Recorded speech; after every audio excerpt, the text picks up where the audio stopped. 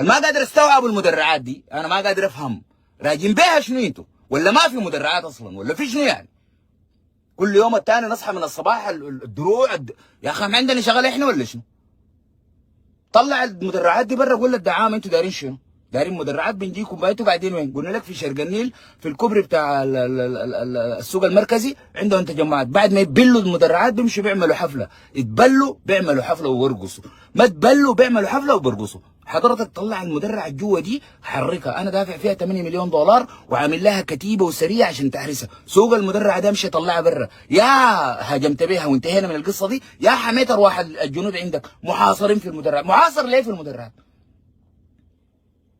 بتسمعوا كلام الدعامه دي ارتكازات يا اخي اسمع، ما اسمع كلام دعامه ولا ما اسمع كلام دعامه؟ العربيه دي مدرعه ولا حاجه ثانيه؟ مدرعه سوق يا زلمه، ما قدرت تسوقه ولا ما فيها اصلا، ولا في انت مشكلتك شنو؟ مشكلتك شنو يعني؟ يعني احنا قاعدين شايفين الدعامه بيركبوا الكوبري بتاع المنشيه، ما في زول بيعترضون، بيتحركوا من جنوب الخرطوم، ما في زول بيعترضون، بيتلاقوا في المركزي بيعملوا حفلتهم وبيجيبوا الحكامه وبيجيبوا دنيتهم، ما في زول بيعترضون، بيمشوا بالشارع لحد يمشوا المدرعات، ما في زول بيعترضون، بيخشوا الارتكاز الاول الثاني لحد ما يوصلوا الحيطه يجيبوا بوكلين يكسروها، ما في زول بيعترضون. يا اخي ما تعترضون المدرعه ذاتها، نعم ما تعترضون المدرعه ذاتها، هي تعترض. طلعوا الدبابات دي وخطوها في السوق المركزي. هسه الليل احنا امبارح القوات المسلحه وامبارح قالوا مشطنا لحد المركز، ومشطت وعملت باندا ولا رجعتوا زي؟ طب مشط تعمل باندا، تعمل ارتكاز. الزول ده بيتلمى في السوق المركزي، مخليه بكره يتلمى عشان تاني يجيك. ليه؟ ليه انت بتعمل كده؟ ليه انت بتعمل كده؟ لماذا؟ انا داير شرح. انت عسكري ولا ما عسكري؟ ما عسكري ما اتكلم معي. انت عسكري يطلع يقول لي يا اخي اسمع، حاصل واحد اثنين ثلاثه عشان نقفل موضوع المدرعات ده.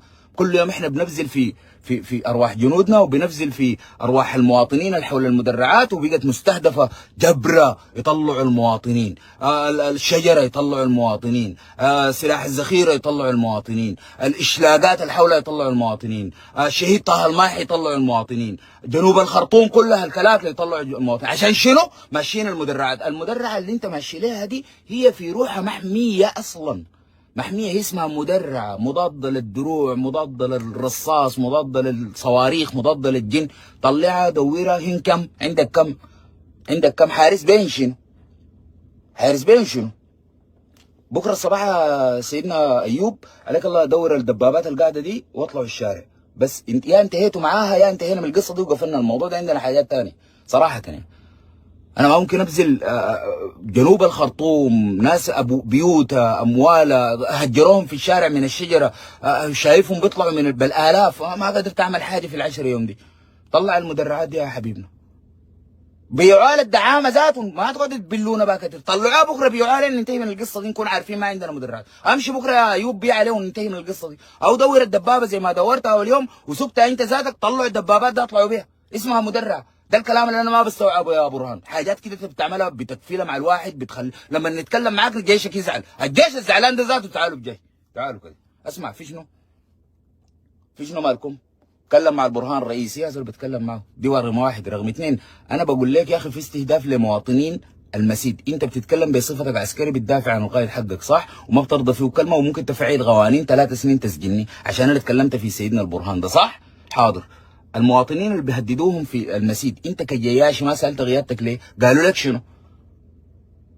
انا بسال فيكم جيش، انتوا خلينا انا المواطن الملكي ده، انت كجيش ماشي بياتوا بروتوكول، قالوا لك يا اخي المسجد مستهدف لها 10 يوم، قاعدين شايفين النازل، بيجيك واحد اسمه جيجي حامي الجزيره كل يوم بتصور. هسه قواتكم المسلحه بتقدر تحوم حوامه جيجي دي؟ ناقصكم شنو؟ تاتشر عندك تاتشر، بنزين عندك بنزين، رباعي مركب. هسه جيجي ده نص عرباته دي كلها مضروبه رصاصات وقناصه ومرقت من الخرطوم. انتوا عرباتكم دي كل يوم بتطلعوها تزيتوا اللساتك وتلمعوها وتجوا راجعين. مشينا السوق، جينا المخاطبه بتاعت الوالي، قائد الحامي، قائد الغيامه، وذبحوا ليكم ورجعتوا. عملت بها شنو؟ ما تسال القائد ده، اسال البرهان قول لي ما مشيت المسجد ليه؟ انا داير اجابه عسكريه، ما داير كلام فاضي، داير اجابه عسكريه. لماذا لم تذهبوا الى المسجد؟ نعم تفضل اتفضل.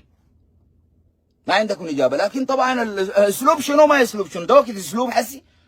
ناس بتموت يا اخي، ناس بتموت. انت حالف قسم على شنو؟ انتوا قاعدين حالفين في مطالعه؟ ما ده جيش يا اخوان. دي مسؤوليتك وواجبك، دي مسؤوليتك وواجبك. الشغل ده حقك انت يا عسكري، الشغل ده حقك، الثمن حقه روحك. احنا متفهمين، انا اتفهم انه في مخطط عسكري، وانا اتفهم انه احنا ماشيين باستراتيجيه، وانا اتفهم البروتوكول بتاع تحرك الجيوش داخل المدن يسبغوا كتيبه دبابات وغطاء جوي واستخبارات وقناصه انا فاهم الكلام ده، ما تشرحوا لي، انا خلاص بقيت ذاتي عسكري معاكم، ما قاعد اقرا حرب يحسي لي 6 شهور. ده الجندي في المعسكر بتخطوا كم؟ بتخطوا الجندي في المعسكر كم؟ بتقروه شنو؟ ما بيقرا حاجه، بس تباهوا صفا، ده احنا تجاوزناه. وتاني خطط عسكريه بتدوه، انا قاعد اتكلم خطط عسكريه معناها بذلت مجهود وعرفتها، بسال الدار اجابه حقت راجل لابس كاكي، ما راجل بس، لا راجل لابس كاكي حاضر، وما لابس كاكي بس، لازم تكون راجل لابس كاكي. ما الذي يحدث؟ ما الذي يمنع الجيش في الجزيره يطلع يامن الجزيره؟ اديني بس حاجه واحده. 10 هتشارات بتغلب الجزيرة. ليه الدعم السريع ده مستهدف الجزيرة حسي له أكتر من 3 4 شهور؟ أنا ما قادر أحسم 10 هتشر. دار إجابة منطقية بس لحد هنا. عندكم إجابة مرحب، ما عندكم إجابة البرهان ده طلع أي حاجة حاضر. ما في زول يتكلم معي، ما في زول يتكلم معي في السودان ده كله، ما في زول يتكلم معي في أي مجال، ما تتكلموا معي. أنا أتكلم مع الزول ده دار هسي أنا من ألقى رسالة بتاعت استغاثة مكتوبة في جروبات ومكتوبة في تعاليق، يا اخواننا اغيثونا، طلعنا بناتنا الدعامه قالوا جايينهم، الرجال قعدوا بعكاكيز، بنادق بتاع الصيد، بنادق بتاع القنص، جيم 3 من سنه 86. يا جيش ما تطلع اعمل حاجه. طيب قول لي يا اخي خطه عسكريه في تحرير ام درمان اتستوعب، لكن في هجوم. طيب المدرعات دي صنعت للهجوم ما صنعت للدفاع. لو انت عسكري فاهم ما في تقدر تتكلم معي. المدرعة صنعت المركبة المدرعة عشان اسمها مركبة، يعني شنو؟ تركب فيها، يعني شنو؟ تتحرك. المدرعة ما بينتظروا بيها، ما بينتظروا بيها، المدرعة بتمشي. لو يا اخي جايك بيتاتشر، يا اخي ما بتخجلوا انتوا؟ ما بتخجلوا؟ انا عندي دبابة وده راكب تاتشر، ما بتخجلوا انتوا؟ كده دي ناس اي منطق في الموضوع ده، ده راكب تاتشر ما مصفح ولا مدرع ولا اي حاجة، يا اخي جايك بيكانتو يا اخي.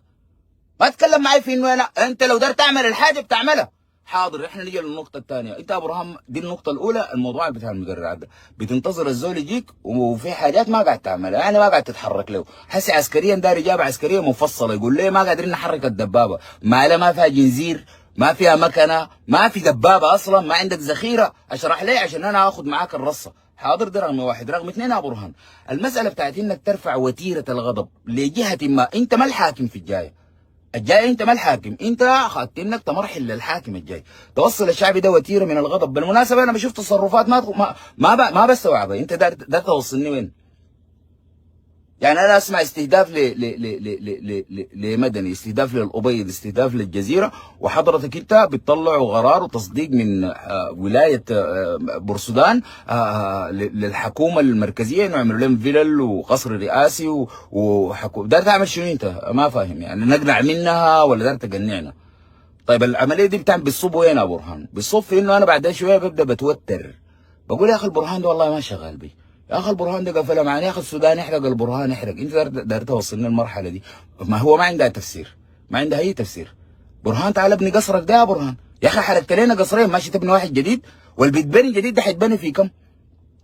حيتبني اقعد لك في بيت ايجار زيك وزي المواطنين. عندك شنو بورصه؟ انت حكومه فتره، احنا عاصمه الخرطوم، وتفكير انه احنا والله نتقبل الواقع ده، وانه بعدين احنا نحاول نصنع بدايل والكلام الخرابيط ده. برهان ما بيقسم معانا، لانه لسه في مليون سؤال حضرتك ما جاوبتها. حاضر، انا عندي جيش في 17 ولايه ما اشتغلت بهم، عندي مستنفرين ما نزلتهم، عندي قوات امنيه كثيره ما استدعيتها وما جربتها.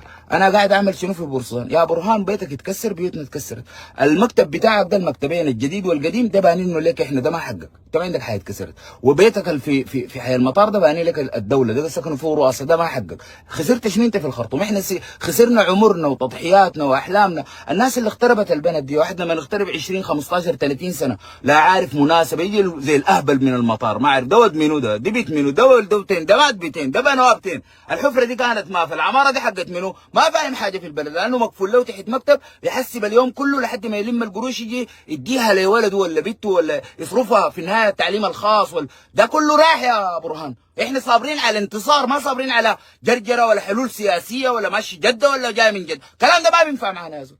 الثمن اللي اتدفع في البلد دي ما تفتكر انه ده بيت، ده ما تكسر بيت، انا بقول لك بيتبني في 5 دقائق وعنده القدره ابني في 5 دقائق. اللي تكسر ده سنين يا برهان، يتكسر ده آلاف الناس ما شافوا أبهاتهم ماتوا كانوا مغتربين، يرسل لأبوه في العلاج، أبوه مات اللحظة دي ما شافها. آلاف الناس ما شافوا أمهاتهم، آلاف الناس رسلوها ليه انطرد لأنه ما عنده القدرة يجي راجع. جا في النهاية تحويشة عمره كان كريز ولا هايس ولا ركشة ولا موتر ولا طبلية، ده ما شقى عمر يا برهان. ما تتعامل معه بالاستهتار ده، ما تتعامل معه بالاستهتار ده. الثمن اللي اتدفع ده ما في سبيل انه انا اتخلص من الدعامي ده. انا بعرف اتخلص منه كيف. انا اساسا في الشاشه بتاعتي ما ظاهر. انا قاعد اتخلص من الاجرام في البلد دي، وقاعد اتخلص من التآمر في البلد دي، وقاعد اتخلص من الفساد في البلد دي، وقاعد اتخلص من الاحزاب والخونه يا برهان. يتلموا لي مره واحده تتعامل معاها بالطريقه دي. حسي دي ما تقول لي دي عسكريه، ما تقول لي في تخطيط عسكري، انه الدعم السريع بيطلع بتاتشر بيخش بشق الخلا ده في الخريف ده لحد ما يصل الجزيره ويحاصرها ويهددها ويوقف استثمار الناس. الجزيره لو قامت فيها حاجه يا برهان هي شايله فوق طاقتها 3 طاقات. الانفجار فيها بيكون بطال والموت فيها حيكون بطال يا برهان. اظنك انت لو قاري عسكريه كان عرفت الحاجه دي. موضوع زي ده ما بتخاطر بيه. الحاجه الثانيه نمشي وين احنا؟ احنا نمشي وين؟ يعني الخرطوم حرقت مشان الجزيره، احنا ناس الخرطوم وناس الجزيره نمشي وين؟ نجيك هناك نجيك في كسله ولا نجيك في بورسودان ولا نجي نقعد معاكم في الفيلا الرئاسيه ولا دار تسوقنا معاك جده؟ حنمشي وين تاني؟ كده قول لي اديني مقترحاتك نمشي وين؟ بدائلك شنو؟ البدائل حقتك شنو؟ الجزيره يا برهان ما تخش فيها رصاصه واحده غير حقت القوات المسلحه لدحر وتدمير الدعم السريع. اي مقترحات في النص احنا ما حنقبلها ولا حنسمعها ولا شايف فيها مبرر، حتى الان انا ما لاقي مبرر.